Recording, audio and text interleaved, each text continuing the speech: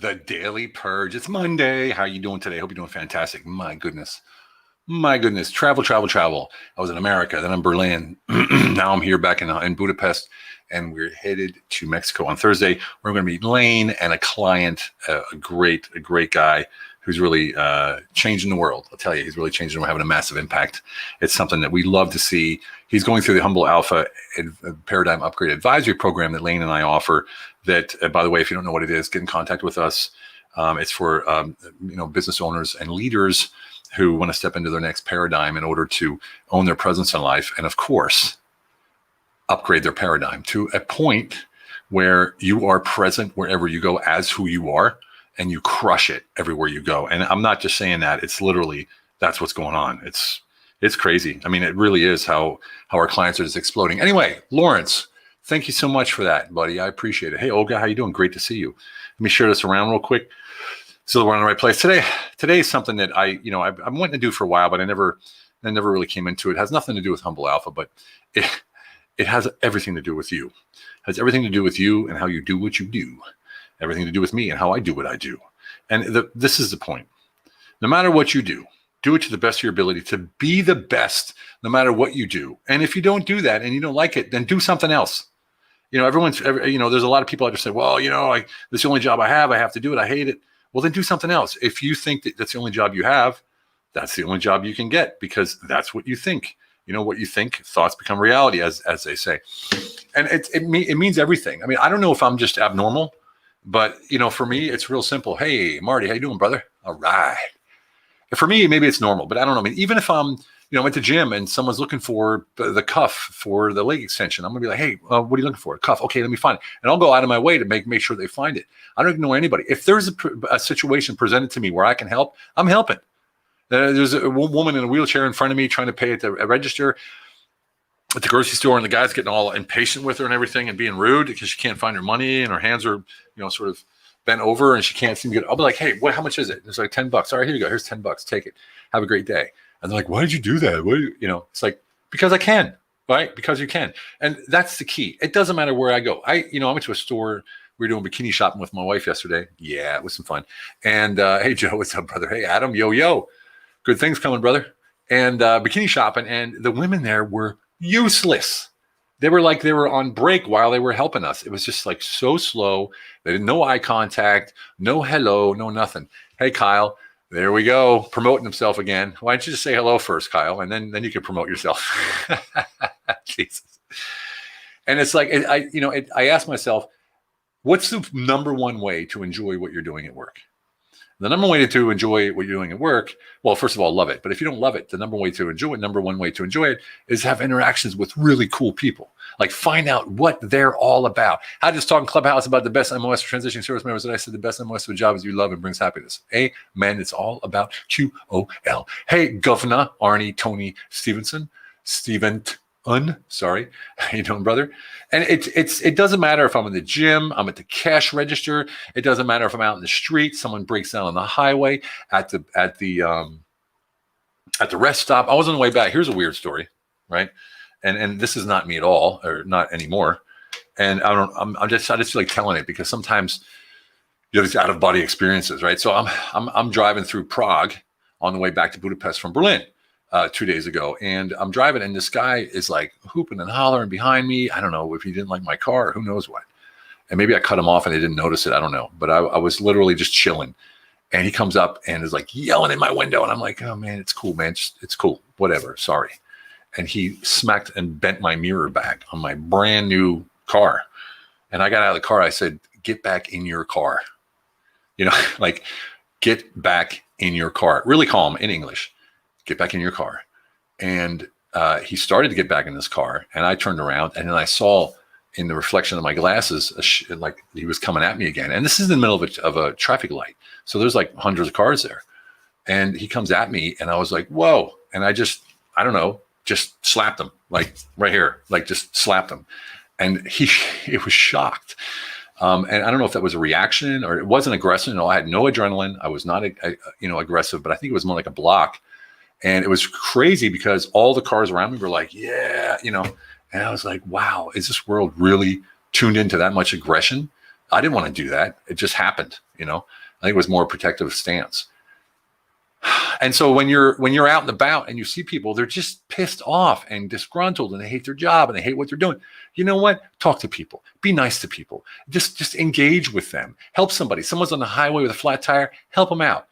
Someone's in the cash register, need a little money. Help them out. They're in the gym looking for something. Help them out. And do the best you can do to the ultimate apex of your ability. Helping someone. It doesn't matter what it is. I mean, everyone likes tackling the big jobs, right? Like, oh yeah, I'm going to do this. I'm going to do that. Yeah. Well, what about that person beside you who needs some help? Who just needs a little attention, maybe, right? Just needs a little bit of attention. There's a guy that came to me, a homeless guy in Berlin. He's like, look, man, I need some food. I'm like, well, brother, I ain't got no money on me, And he's like, look, I don't want any money. I want food. I'm like, really? All right, so let's go in the hotel. Put it on my, I can get you one of those sandwiches wrapped up in a plastic triangle. Put it on my room. And the guy's like, okay. And he goes, oh man, thank you so much. So what? What does that cost me? $1.50, $2, right? And like, I wanted to help the guy because he directly came to me to ask. Everyone else blew him off. And the same thing goes for your freaking job. If you do not like your job, get another job or start your own company. But I got to warn you, if you want to start your own company, you got to be nice. You got to be accommodating. You got to invest in relational capital, right? You got to make it all about them. It's not all about you. Right. And this is where a lot of people get it wrong. They apply a third punch situation to profit. Hey, Liz, how you doing? Right. And so these are the things that I couldn't understand yesterday. We went to Starbucks. We went to lunch. We went bikini shopping with my wife. And every single one of those people there were almost asleep like the zombies. Right. Just asleep. They didn't look at you. They didn't care. They didn't ask extra questions. They didn't nothing. And even when I say to somebody, hey, good day, how are you? Or hey, great to see you or whatever, and they get no reply, it's like, wow, they must be deep in their ditches. They're doing it to themselves. Every single situation that you're in right now, you're allowing it. I heard something the other day which blew me away. You have to give yourself permission to be frustrated, upset, or insulted, or what's the word? Feeling like a victim, right? You have to give yourself permission to allow yourself to have that emotion. Think about that for a second, right? So when people say, well, I'm offended, you're giving yourself permission to be offended. Yeah, I didn't make you offended. If you don't like what I do, you can turn the other way or you can look away or whatever. Whatever I'm doing, I promise you, me personally, I'm not doing it to upset anybody or hurt anybody. So it's about my intentions that matter in my world. I can't help how you receive it. If you receive it in a bad way, if you like the other day, I made a post about my wife in the car. She was driving with one foot up and yeah, she looks sexy and everything. She's beautiful. I love it. And I posted that and someone actually commented and I wrote, my wife's already at feeling at home in the cockpit of the new car. I'm more impressed with her driving position than I am with the new car. And someone wrote, who cares? Right? So you got to ask yourself, what's that guy going through, right? What's that guy going through that he has to write something like that? Hey, David, how you doing, brother? Thanks, Joe. So what's someone going through to have to fire at somebody for no reason? What's someone going through, right? You can't change their life. You can't change their life situation, but you can change the moment when you have an interaction with them. And why wouldn't you do that? That's investing in relational capital. That's guaranteed return. Law of reciprocity guarantees a return. Not from that person, maybe, not today or tomorrow, maybe the next week or a year later. You never know. But here's the deal. You know how to invest, right? You invest one time and wait for big money? No, you got to invest every day, every week, every month, every year. Invest. That's what investing in relational capital is. Get it to your point where whether you're receiving or you're giving, right? Whether you're receiving advice or you're receiving service or you're giving service or you're giving advice. Hey, Enrique, how you doing, man? Good to see you, brother. Whether you're giving advice or receiving advice, be that person that's doing it to the top pinnacle of your ability.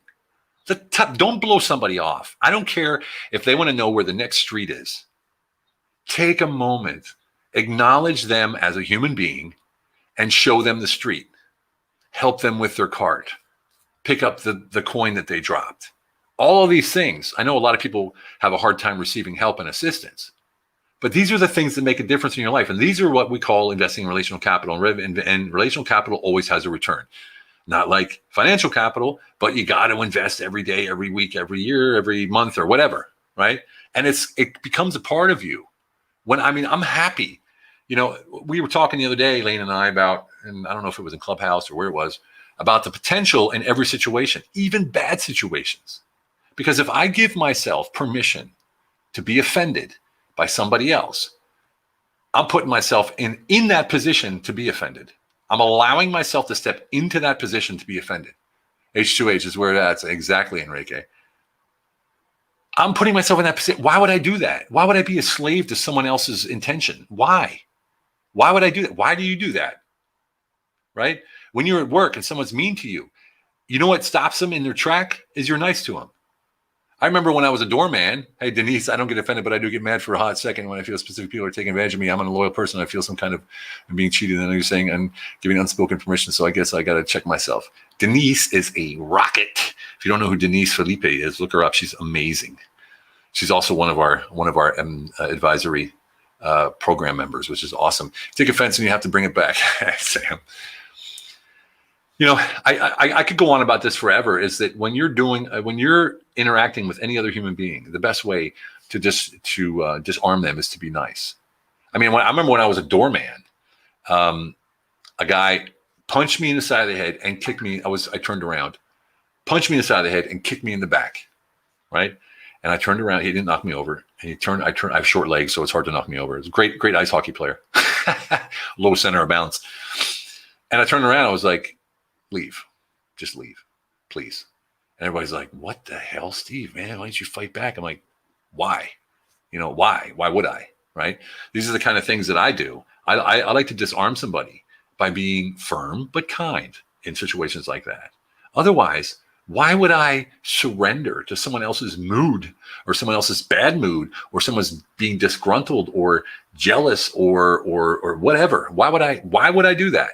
Doesn't make any sense to me. Like maybe I'm just, I don't know, weird, but reacting to someone who's, especially here on Facebook, if you look at the comments sometimes, you're like, oh, what an asshole. And you write back and it's like, why are you wasting your time? It's just, it literally is a waste of time. You're feeding their fire in them.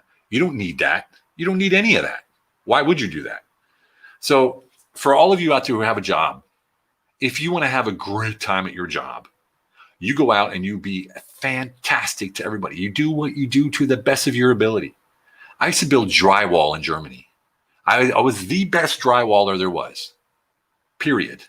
And how? Because I measured myself against everyone else and I went to my pinnacle of my ability. When I was a bartender, the same thing. When I was a doorman, the same thing. And guess what happened?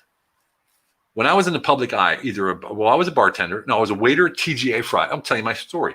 I was after the Army, among many other jobs, selling insurance and construction company and security guard and doorman. And I was a waiter at TGI Fridays, chicken chimichanga bullshit. I didn't do the chicken chimichanga thing. I didn't want to do it. But I kept getting in trouble because I would wear military berets and you weren't allowed to do that, but I did it anyway. Anyway, these days you probably couldn't do that. This was in Germany. And one of my guests who kept coming in and said, man, you're amazing how you always talk to us and you upsell. And would you like to run my new bar? I was like, hell yeah. And this guy tripled my pay. I got 10% of the revenue every night. It was a sports bar. I was making $3 or $4 grand a night as a bartender because of the revenue share plus tips. It was crazy. Why? Because I treated him good as a waiter at TGA freaking Fridays. What happened after that? I opened my own bar. Right? Because I was like, oh, I can do this. So I opened my own bar. What happened then? Someone came into my bar and said, hey, man, you're dynamic. Would you like to help me bring a chain from South Africa to Germany? And I was like, you realize I'm a bartender, right? He goes, yeah, but you can do it. I see it in you. And so I went into the corporate world and brought a company and opened up 7 locations in Germany and Austria out of the blue. And what happened then, because I was so good at what I did and I treated everybody great, what did I do then? And I got the results. Don't forget, you got to get results, right? It's all about solutions that create results. Then what happened? Then I got headhunted by a British publicly listed company, PLC, and they, again, quadrupled my pay and said, we want you as the director for operations and development for Europe. And we're going to send you to Austria first, then UK, then Germany, then Chicago. I don't know why. It wasn't Europe, but I went. right? And thanks, Sam. And I went to Chicago and I came back, and then I started doing Spain, Portugal, Austria, Switzerland, UK. I did a little bit of Poland, Czech Republic. I did some training, Hungary. I never made it to Greece, unfortunately. That's where they are as well. But in the end, I was operations and development manager for Europe. Why? Because I was good at what I did, and meaning I treated people well. I invested in them. I trusted them to make the right decision. I was always firm but nice. They called me the general, or they called me captain, because I was firm with my beliefs. I was firm with HIT. That's where HIT was born in that company. About 15 years ago, I started teaching HIT. I still have the old slides, right? All of this came about. And then also, I was at a barbershop one time, the same thing. Hey, Tim, how you doing, brother? Yes, Olga, solutions that create results. I was at a barbershop one time, and the barber loved me. It was in Dusseldorf, Germany. The barber loved me because it was an Italian guy. We used to laugh and joke. It was hilarious. And one time I walked in, and he goes, hey, guys, you got to meet Steve. It was a young couple, 20, 25 years old each. He was Italian. She was Bulgarian. And it turns out they're the opening guitar duo for Andrea Bocelli worldwide, like his opening act, right? Hey, Daniel. I'm like, wow, exactly, Olga. Treat well, invest in them, trust them, right? So these kids and young couple in the barbershop said, well, could you manage us? And I was like, I've never managed a band before, but why not? And they're like, come to London in next month and meet Andrea Bocelli, and we'll introduce you and see if you can work for him. I'm like, all right, do it. So I brought my wife to the UK. We saw Andrea Bocelli in concert, went backstage, took a picture with him. And then here's something funny that happened. And that's when I knew I nailed it. Is that, first of all, I always create space. You know what creating space is? Showing up wholly and fully for the person in front of you with no preconceived notions or cookie cutter solutions, right? Focusing on the only thing that you control, and that's the intention of adding value by solving problems. You don't worry about the outcome. So I showed up, hey, Andrea, how you doing? And we took a picture together, and he smiled, and the whole room went, because he never smiles. He never says hello. He just says, does this every day, right? The $500 million man. So he smiled. I'm like, I got him. Why? I touched him on the shoulder. I said, hey, Andrea, I appreciate you. Thank you so much for your time. I didn't say, I'm a great fan. And all that stuff. I said, look, 5 minutes tomorrow, your hotel, I'll be there whenever you say, let's have a discussion. I got something to talk to you about Charisma, which was the name of the guitar duo. Look them up on YouTube, Carisma, Charisma, right? And I went to the hotel. He wasn't there. And most people would have been like, oh, shit, he didn't show up. But his wife was there, who actually manages everything, and her assistant. And I went in there, and in 15 minutes, I walked out with a retainer and a percentage of the deals that I bring in. 2 weeks later, I was in London talking to all the CEOs of every major record label. I had never done this before. Never. Why did they say yes to me? One, because I was creating space and I had no agenda. I had no outcome in mind. I just said, this is what I can do for you.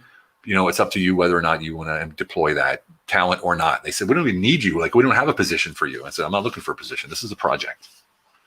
And I stayed with them for 2 years. And I got to travel around Europe with Andrea Bocelli, see him on stage live, sit right in the back, off stage.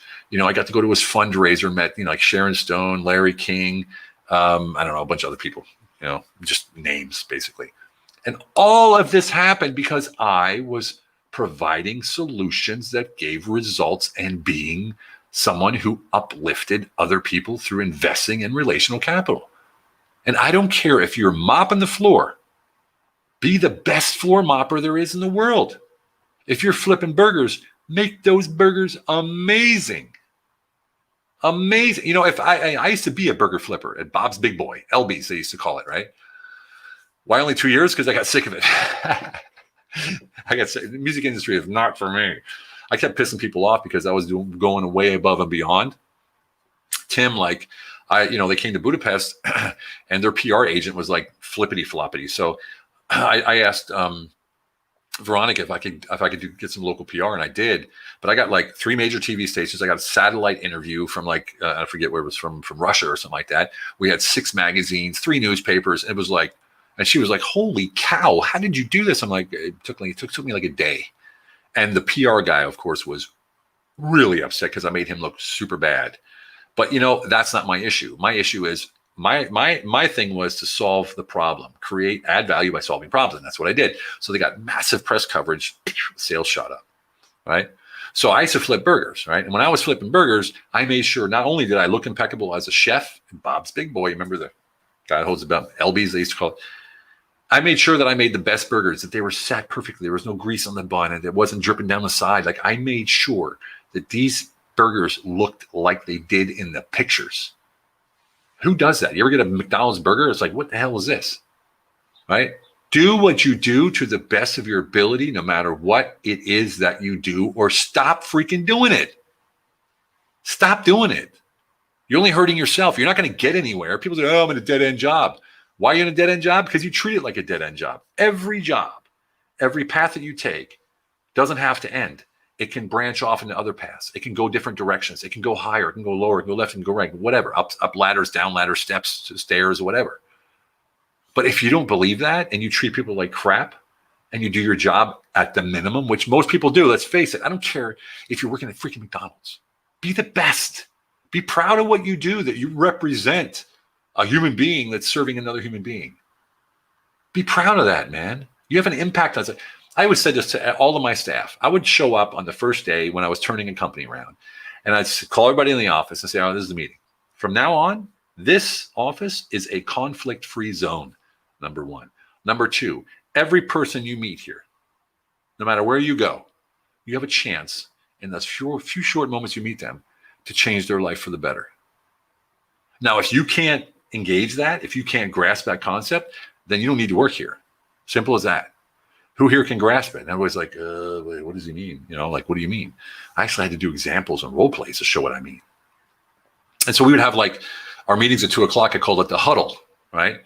And at 2:00, we'd always have, you know, the meetings, everyone would do their numbers. And then I would say, okay, go out. We'd have be the Chick-fil-A. Exactly, Adam. And I would be the one who would ask them to do something like a 5-minute session of something that had to do with adding value to somebody else. Sometimes it would be a game. Sometimes it would be a quiz within teams. And sometimes it would go out and talk to customers, people they didn't know, and just talk to them. See what they're about.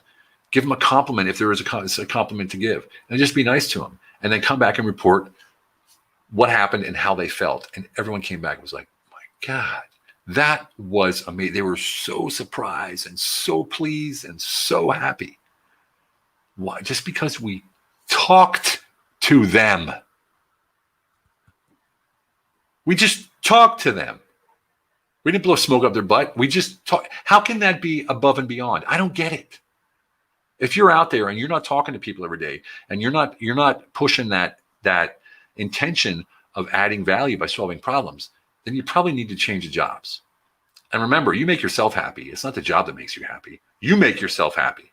You make yourself pissed off. You make yourself offended. Nobody else does. It's you, right?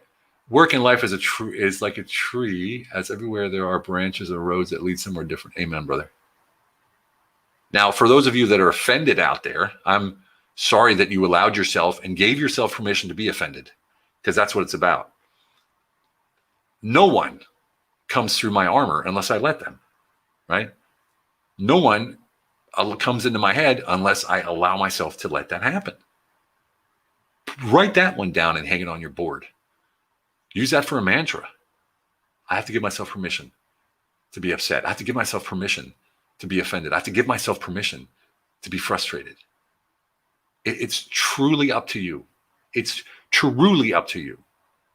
As va as I sit here today, as what's the word in English? Va, it means as real, as true as I sit here today.